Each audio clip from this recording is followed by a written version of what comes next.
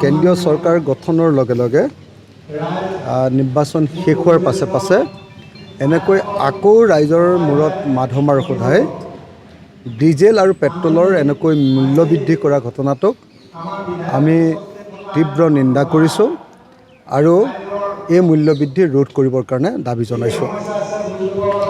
ডিজেলৰ মূল্য বৃদ্ধি হোৱাৰ মানেই হ'ল সকলো বস্তুৰ মূল্য বৃদ্ধি হোৱা, কাৰণ পৰিবহণ গোটেই ব্যৱস্থাটোৱে ডিজেলৰ ওপৰত চলি থাকে।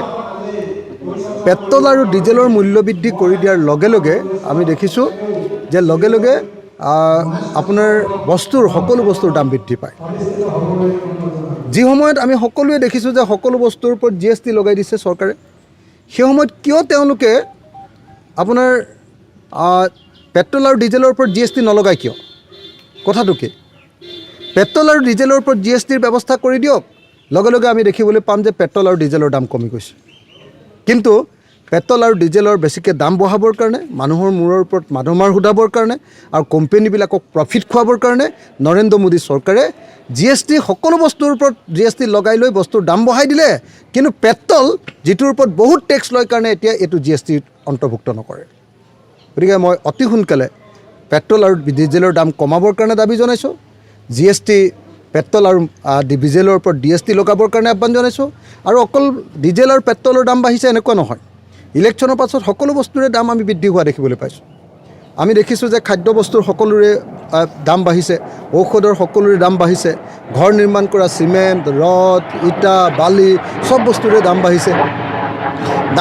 অসমত দাম বৃদ্ধিৰ মূল বস্তু তিনিটা।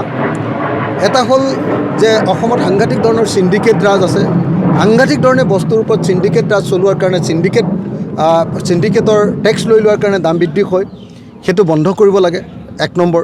2 নম্বৰ, কোম্পানীৰ ওপৰত গোটেই বজাৰখন এৰি দিয়াৰ কাৰণে, কোম্পানীবিলাকৰ ওপৰত বজাৰখন এৰি দিয়াৰ কাৰণে বস্তুৰ দাম ইচ্ছা কৰিলে তেওঁলোকে বঢ়াই দিয়ে। আৰু 3 নম্বৰ, বিজেপিটো সাংঘাতিক চান্দা পাৰ্টি হয়। একদম চান্দাটো তুলি ইলেকশ্যনৰ কাৰণে ইমান চান্দা তুলিলে যেতিয়া সকলো কোম্পানী আৰু সকলো ব্যৱসায়ীয়ে বস্তুবিলাকৰ দাম বঢ়াই দিছে। গতিকে চান্দাৰ দাম কমাবৰ কাৰণে, চান্দা নল'বৰ কাৰণে আমি বিজেপিক দাবী উত্থাপন কৰিছোঁ। গুণ্ডাগিৰি বন্ধ কৰি, চিণ্ডিকেট বন্ধ কৰি বস্তুৰ দাম কমাবৰ কাৰণে দাবী উত্থাপন কৰিছোঁ। আৰু কোম্পানীৰ ওপৰত বস্তুৰ দাম বঢ়াবলৈ এৰি নিদিবৰ কাৰণে আমি দাবী উত্থাপন কৰিছোঁ। আৰু পেট্ৰল আৰু ডিজেলক GSTৰ অধীনলৈ আনি তাৰ দাম হ্ৰাস কৰাৰ কাৰণে ব্যৱস্থা গ্ৰহণ কৰিবৰ কাৰণে আমি দাবী উত্থাপন কৰিছোঁ।